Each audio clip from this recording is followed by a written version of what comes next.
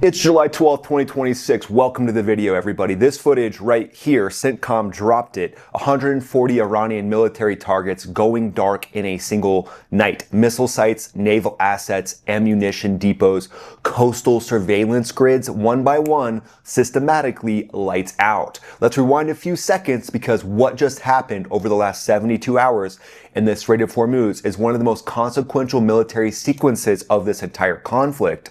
And there's a real chance that you missed the order of events that made it so devastating. So we're going to cover all of that. But before we get into it, the IRGC's chief negotiator, Mohammad Bagar Ghalibaf, Speaker of the Iranian Parliament and Tehran's lead on the Islamabad MOU, he went on X and he posted this: "The era of one-sided deals is over. We told you, keep your word or pay the price." Bold words, but the problem, while Ghalibaf was typing that, CENTCOM was already pressing execute on Strike Package 3. The era of one-sided deals was, in fact, over, just not in the direction that he meant. And tonight we're breaking down how the U.S. military ran 3 consecutive nights of precision strikes, kept 800 commercial vessels moving through an active war zone, and held the most important maritime choke point on the planet open, while Iran was claiming they had slammed it shut. We're talking about our fighter jets, our drones, naval assets, and the kind of sequenced air power campaign that takes years of doctrine and hours of execution to perfect.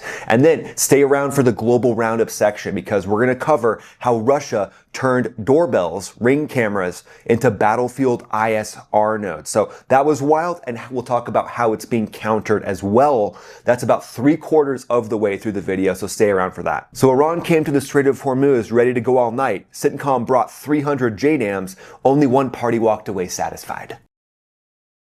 And then this is exactly what Ghalibaf posted. So remember, he said the era of one-sided deals is over, and then he posted a snippet from the MOU, which reads, "Upon the signing of this MOU, the Islamic Republic of Iran will make arrangements using its best efforts for the safe passage of commercial vessels with no charge for 60 days only from the Persian Gulf to the Sea of Oman and vice versa." So Iran's like, we're doing safe passage by striking these different cargo ships. This is for their good that we're sending a Shahed drone through the bridge of these different ships. It actually helps them a lot.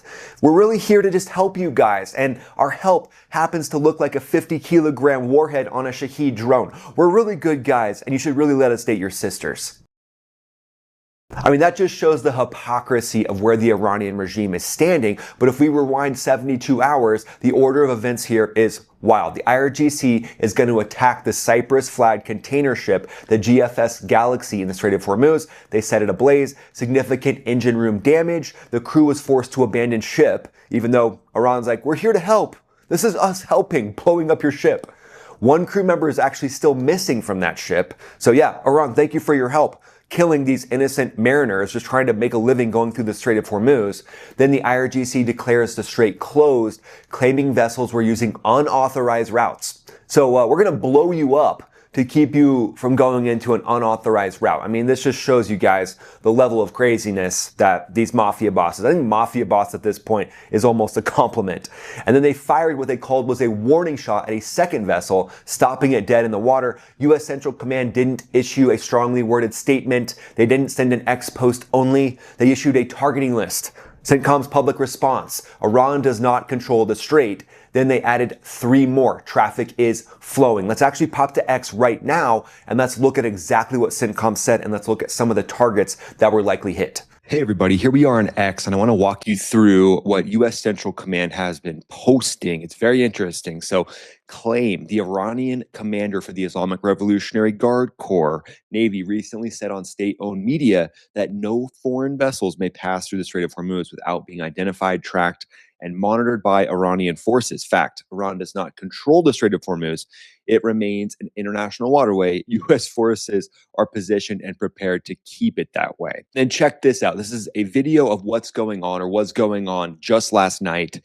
Could be going on today as well. We'll see how today plays out. So U.S. Navy F-18 Super Hornets that look like a strike variant F-18 and the F-35 blasting off nighttime sorties, early morning sorties, and then the vertical launch systems on this destroyer absolutely decimating coastal hideouts, IRGC headquarters, radar sites, communications relays, F-16 up ahead in full afterburner, max afterburner, if you will.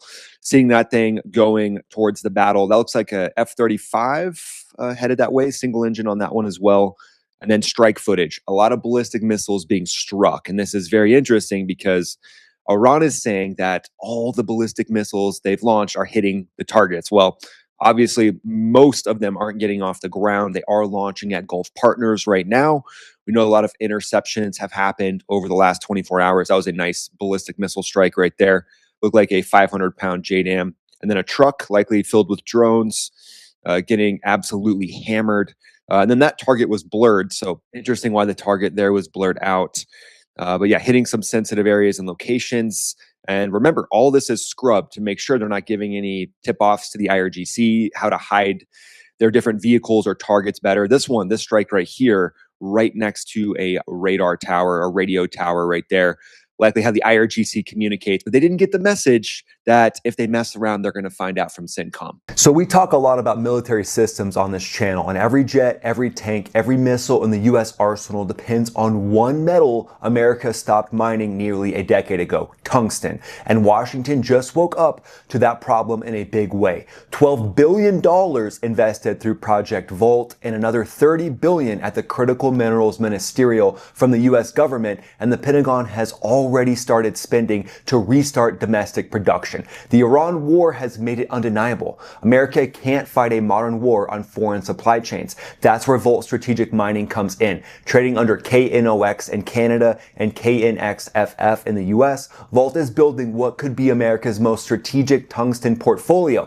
Flagship project in Nevada, a proven historic mine that operated under a defense minerals exploration contract in World War II. And it's estimated that that site could include 168,000 tons of tungsten oxide. In today's prices, that's valued at 30 to 50 billion. So Washington has made this a national priority. Volt is positioned right in the middle of it. The link is in the description. Click that link to check out Volt, and a special thanks to Volt Strategic Mining for making today's video possible.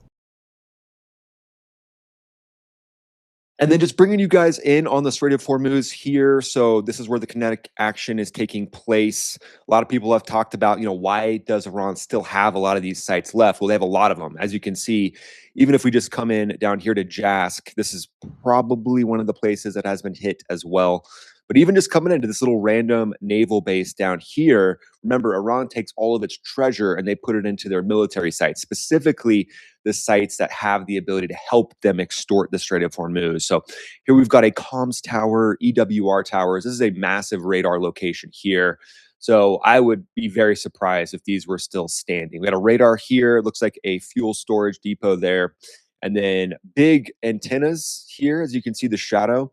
And then this is like a radar dish, but they don't want you to know which direction it's looking, right? So it's hidden so that they can basically put it in a direction wherever they want and not allow anybody to see what they're looking at. But just a random location here called Jask Naval Base. And then look at the size of these antennas here. I mean, these dishes give them the ability to track ships in the Strait of Hormuz, potentially even multi-use, controlling drones and things like that. So this is just something that you can't let them have. So let's just stand next to this thing and look at the sheer size of this. I'm not sure if Google Earth will give us the ability to see it that direction, but yeah, you can see just how much of a shadow that casts, and it's pointed right there, right towards that choke point, the international choke point of the Strait of Hormuz, which the IRGC naval generals are saying they fully control, and they're basically shifting the words in the MOU to be those guys that are walking around the neighborhood. They're like the dogs that are peeing on every fire hydrant. We own that. We own that. We own that. No, IRGC, you don't, and that's what CENTCOM is telling them right now. A lot of these different sites, obviously multi-use sites, launch vehicles. So let's just take a quick look here. So another comm site, right? This is kind of the place where the blockade was. But again, launch sites, communications towers, comm sites. Oh yeah, these are just Timu distribution facilities. Yeah, all these different roads and warehouses. We just get products from China, like fireworks, and we help the United States celebrate the 4th of July. Yeah, that's exactly what we do. But you can see here, comms tower here, launch sites, trying to protect probably Bavar 373s, more launch sites here as well, comm sites, and then state police, IRGC. Yeah, we're state police. We're here for the benefit of the people.